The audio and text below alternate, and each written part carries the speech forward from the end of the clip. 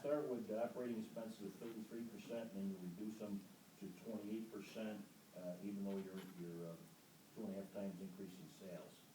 It's a percent of sales, our sales are increasing faster than our expenses, and that's where the percentage seems to drop. Okay, and is that consistent with the industry, or you don't have any industry data on that either? Well, it's pretty tough to do industry data on this. The actual industry. If you look at a housewares company, somebody just sells housewares, Well, I mean, it's a similar Yeah. type of product. Yeah. All right, I direct your attention to your revised cash flow, which is in some respects the same as your original cash flow. You started your cash flow analysis with net income instead of adjusted cash flow that you put forth on your cash flow analysis. Is there a reason why you did that? Well, as far as I've learned, when you start a cash flow statement, you start with net income. Okay. The indirect method. That's right, the cash flow, and then when you go to your valuation, you start with net income again, but you're using discounted cash flows. Yes, we did a free cash flow equity holders evaluation, which starts with net income and adjusts net income back to cash flow available for equity holders. Yeah, but the numbers that you have don't tie up with what the cash flow is. Cash flow in year 5 was $2,099,000, and you have cash flow here, free cash flow to investors of 3.6. Because there's a difference between cash flow and cash flow statement to a FCFE cash flow. FCFE cash flow takes into consideration all the cash flow that's left over after operating the business for investors, so the numbers would not be the same. Well, As far as I've learned from my courses. I don't see this as being pulled because you're paying out a great deal of your cash to the investors to cover their income tax liability. Yes. And you've indicated a 5-year payout here of $5.3 million. Yes. And what does that consist of? That's the free cash was available to equity holders in year 5 plus the horizon value multiplied by the 30% ownership stake that our investors would have. If you look at the valuation page, I believe it is on the last page. Yeah, I see that. So you're saying that's an additional payout that you're gonna make In addition to the dividends, yes. in addition to the So dividends? you could argue that the investor's return would be even higher considering the dividends. Well, you could, but did you make that calculation We somewhere? did not. We felt our percent return as calculated was aggressive enough. I'm sorry, what's your name? David, David, you're doing a great job answering questions. Thank you. Let's give somebody else on the team a chance to answer some, is that all right? okay. What are we selling the mug for? We're selling the mug for, depends based on what customer. Line sales will be $15. The unit cost is around 2, so we're selling online for 15. The corporations for 7. So first year sales, you're showing about $2.5 million, $15 a mug, that's somewhere in the neighborhood of 200,000 mugs you're gonna sell, Correct. right? How many mugs you gonna sell in the first month, you think? That first day that you're open, how many mugs you gonna sell? Well, the way we did our expected sales, we didn't exactly target. I don't mean to answer, just that I was the one that built those statements. Okay, but I asked a specific question. How many mugs do you think you're gonna sell on your first day?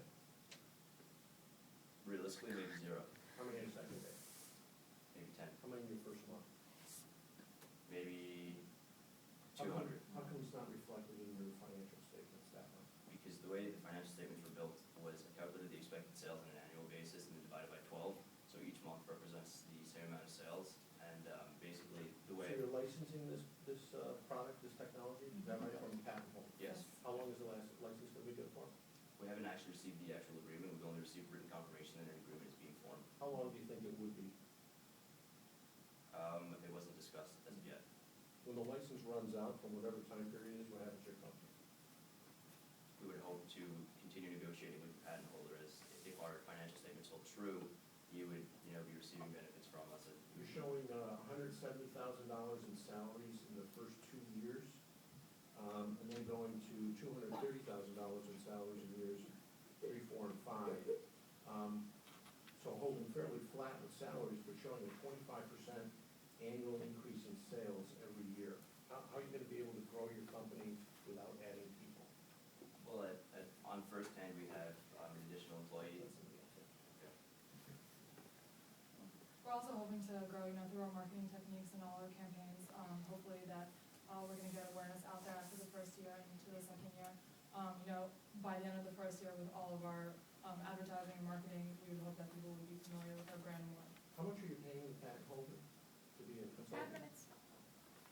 $50,000 a year. Go ahead, I was- You getting And royalty? they, So 6%. yes, you get 6% of gross sales. You're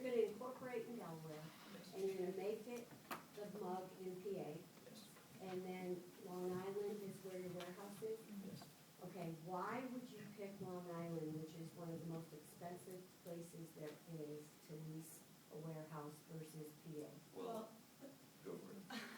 Actually, we're very fortunate in that David's father has 2 warehouses in Long Island City and only uses one of them and has agreed to let us use his for free of rent. Okay, and why wouldn't you expand your marketing to other newspapers? Why would you stay with the Wall Street Journal for 5 years? We wanted to try and focus on one so that it would be more repetitive in the same newspaper because people have to see an ad a certain number of times before they'll actually realize that it's there. But So for we 5 wanted years- to focus all of our advertising budget on one newspaper so that it would be seen as much as possible. 5 years, you're really limiting your market. The other thing is, when I look at this ad that you had up there about hot, hot, hot, it doesn't speak to me to say that it cools it down so I can drink it immediately. How are you gonna add that into your marketing? Well, in the ad, actually, if you, read the sentence, it mentioned that it would cool down your hot beverage, to between 140 and 160 degrees. I mean, the ad, as all ads, they're meant to grab your interest, and then further on, if you wanna learn any more information about the product, you can read about it on our website. How long is this mug gonna stay effective? Actually, phase change material doesn't really wear out, so it would be forever.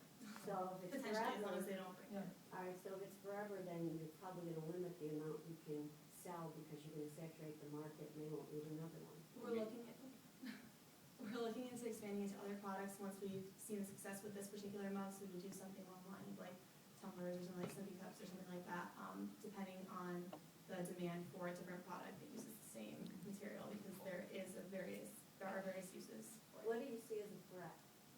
To us, at this point, given our protection with our patent holder, not many companies, I mean, we looked into coffee jewelers and that's where the idea came from. I remember hearing about it online and I said to myself, this is a great idea, but why would they make a little egg-shaped device that I have to carry around? Why not just build it into a mug? Did some research and saw that there was a patent on it. We assumed that they saw the patent, maybe got scared and went a different route, where we did a lot of research and actually found the patent holder and contacted him. So unless the patent expires or if someone finds a way to get around the patent, which we tried to do but couldn't, So what if none of this works? What's your exit strategy? if selling coffee mugs like this doesn't work, as far as the actual product not working or us not making any sales. It's not making you money to cover your expenses. Well, we think we will. What if you If don't? we don't, then I guess we would have to declare bankruptcy. In a world where everywhere I go, there's a mug for sale, and I mean that quite literally, or worse yet, somebody's handing me a free one. How are you gonna distinguish yourself, differentiate yourself from everything else that's out there, particularly when you're talking about not being in a retail store in your first year? I mean, our product is already differentiated with the phase change material. But I don't know that. Well, that's the whole point, of going on to our website, or we're also gonna have a piece of paper inside every single travel mug they purchase that will Do explain people how do it works. research when they buy coffee mugs? I guess it depends on the enthusiasm if you're coffee drinking. It depends on the customer. There are avid coffee drinkers, there are coffee drinkers who just. So the real answer we all know is no, No. people don't research coffee. Yeah. Thank you for trying. What can tell me to go to your website and learn about your mug? We would hope that our advertising in the journal and, when we're in New York City handing out the handrooms that have our logo on it with our website, I mean, I know that I get things that people hand out to me and sometimes I don't care, I'll be honest about that, but other times I'll see it and I think it's interesting and I will look it up, I will go to the website and see what it's about. And I feel like if they go to our website, read a little bit about it, understand more what phase change is, they're gonna be really into it. I know when David started describing it, I mean, we were all really excited about it, so I feel like just catching their attention that way. Is this gonna be durable? It's aluminum. Yes. Yes. Yeah. Well, it's aluminum and then it's got another wall on the outside, so it'd be plastic stainless steel on the outside. And it's, dishwasher safe too, so yes, it can go. Just to add to what Kelly was saying before, I know personally, I experience this problem every day, and even not so much with the cooling down, it's the fact that coffee gets too cold too quickly. And I know as soon as I saw this, I jumped right on it, I was Googling them, I was on their website, I was watching YouTube videos, that's where we found that video. So it grabbed my attention pretty quickly as a way to solve this problem. Jeff?